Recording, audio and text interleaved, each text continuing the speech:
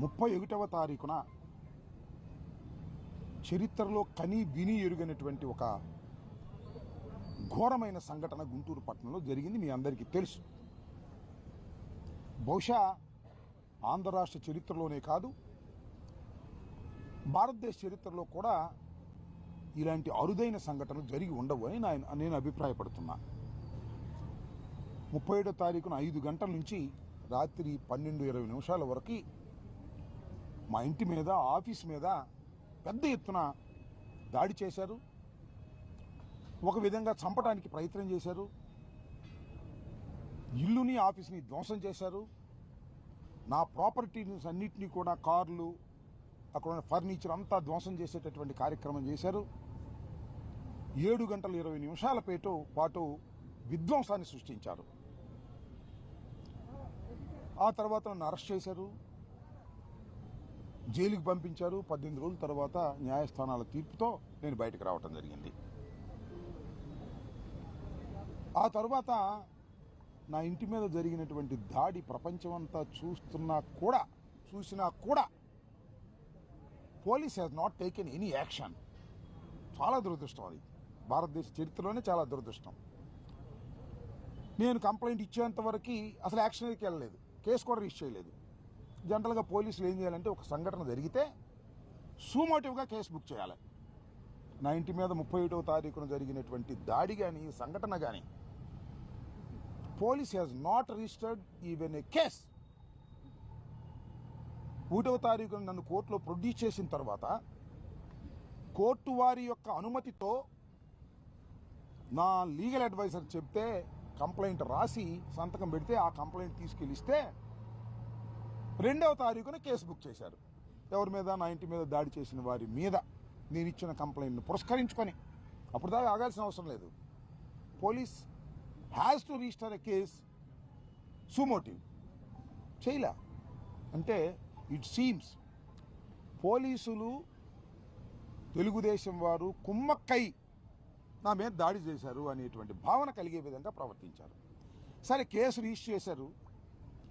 ఏం case register చేశారో తెలుసా? అందరికీ అర్థమయ్యే విధంగా చెప్తాను. 127 class 2, 189 class 2, 324 class 4, 329 class 4, 351 class 2 read with 190 BNS. All are below 7 years. మీకు తెలుసు కదా, 7 years లోపుగా శిక్ష పడే అవకాశం ఉన్నటువంటి కేసుల్లో పోలీసు వారే బెయిల్ ఇచ్చి పంపించవచ్చు. ఇది చట్టం. అందువల్ల ఈ కేసులు మాత్రమే రిజిస్టర్ చేసి వాళ్ళందరూ బెయిల్ ఇచ్చి పంపిస్తారు. ఇంకో విషయం చెప్పనా మీకు, నా మీద కూడా ఇదే కేసులు. All are 7 years below. నాకు మాత్రం బెయిల్ ఇవ్వాలి పోలీసు వారు.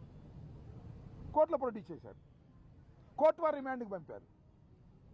ఎంత పక్షపాత ధోరణితో పోలీసు వ్యవస్థ పనిచేస్తుంది అని చెప్పడానికి ఇది ఒక ఉదాహరణ. వాస్తవంగా నేను ఇచ్చిన కంప్లైంట్లోని సారాంశాన్ని మీకు ఒకసారి వినిపిస్తా. ఇది చాలా ఇంపార్టెంట్ కేసు అవుతుంది. రాష్ట్రంలోనే చరిత్రలోనే ఇంపార్టెంట్ కేసు కాబోతుంది. దీన్ని పోలీసు వారు యాక్షన్ తీసుకోకపోతే, చట్టం తన పని తాను ఇక్కడ చేయకపోతే, హైకోర్టు, సుప్రీంకోర్టు కూడా వెళ్ళి దీనిలో లాజికల్గా పోలీసు వారు చేసినటువంటి అఘాయిత్యాల గురించి, తెలుగుదేశం వాళ్ళు చేసినటువంటి అఘాయిత్యాల గురించి ప్రపంచానికి తెలియపరిచే విధంగా, డెసిషన్స్ వచ్చే విధంగా కోర్టుల్లో మేము ఫైట్ చేస్తామని కూడా ఈ సందర్భంగా నేను చెప్పదలుచుకున్నా. దీనిలో నేను రాసిన కంప్లైంట్లోని కొన్ని అంశాలు నేను మీకు వినిపించేటటువంటి ప్రయత్నం చేస్తా. చాలా చిన్న అంశాలు మాత్రమే.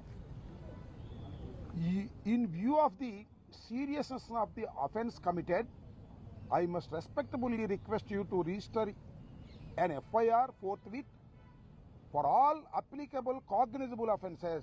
ఏవైతే కాగ్నిజబుల్ అఫెన్సెస్ అప్లై అవుతాయో వాటన్నిటి మీద మీరు నా ఇంటి మీద జరిగిన దాడి మీద కేసు రిజిస్టర్ చేయండి అని రాశా. దానిలో including offence relating to attempt to murder, నన్ను చంపడానికి ప్రయత్నం చేశారు, అది కూడా పెట్టండి అన్న. Unlawful assembly, writing with deadly weapons, criminal trespass, wrongful confinement, criminal intimidation, and mischief causing damage to property. నా ప్రాపర్టీని డ్యామేజ్ చేశారు, కార్లు పగలగొట్టారు, నా మిత్రుల కార్లు పగలగొట్టారు, ఇల్లు పగలగొట్టారు, ఆఫీస్ పగలగొట్టారు, ఫర్నిచర్ పగలగొట్టారు. వీటన్నిటి మీద damage property against all persons involved. I further request you to identify, గుర్తించండి, trace and arrest all the accused persons involved in the commission of the said offence, seized and preserve all video and photograph evidence, and conduct a fair, impartial and effective investigation in accordance with all. నేను రాసిన దానిలో ఏమైనా తప్పు ఉందో చెప్పమని అడుగుతా ఉన్నా ప్రజానీకాన్ని. మీరు ఎమ్మటే యాక్షన్లోకి రండి, ఫోటోగ్రాఫ్స్ ఉన్నాయి తీసుకోండి, వీడియోలు ఉన్నాయి తీసుకోండి, అన్ని టీవీ కెమెరాల్లో వచ్చేసినాయి, ఆల్ ఛానల్స్ అక్కడే ఉన్నాయి ఆ రోజు.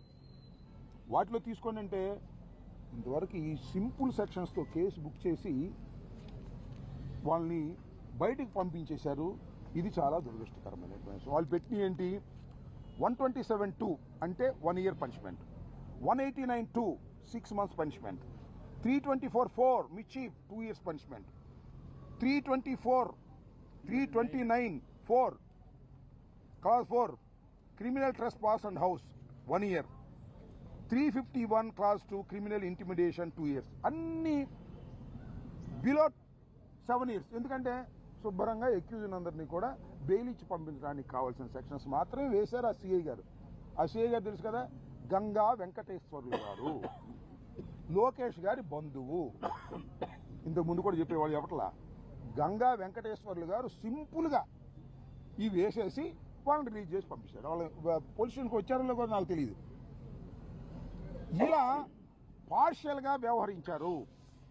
రెండో అంశం ఏంటంటే, అసలు నిజంగా వేయాల్సిన సెక్షన్స్ ఏమిటాయంటే 118 clause 2 voluntary causing hurt of grievous hurt by dangerous weapons and means. Dangerous weapons తీసుకొచ్చారు వాళ్ళు. చూశారు కదా, పలుగులు, కత్తులు, రాడ్లు, పెట్రోల్ బాంబులు తీసుకొచ్చారు. దీనికి ఇంప్రిజన్మెంట్ ఫర్ లైఫ్. ఇది వేస్తే ఇంప్రిజన్మెంట్ ఫర్ లైఫ్ ఉంటుంది కాబట్టి వాళ్ళని రిలీజ్ చేయడానికి వీలు కాదు కాబట్టి ఆ సెక్షన్ వేయలే. ఇంకోటి 109 అటెంప్ట్ టు మర్డర్, నన్ను చంపడానికి ప్రయత్నం చేశారు, నా పిల్లల్ని చంపడానికి ప్రయత్నం చేశారు, ఇదేమంటే ఇది 10 years, దీన్ని వేయలే. 192 wantonly giving provocation with intent to cause riots in rioting be committed if not committed, ఇది కూడా 1 year.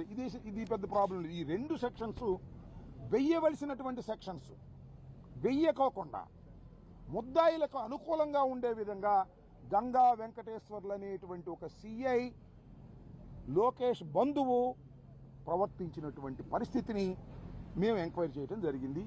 అదే విషయాన్ని సూపరింటెండెంట్ ఆఫ్ పోలీస్కి చెప్పడం జరిగింది.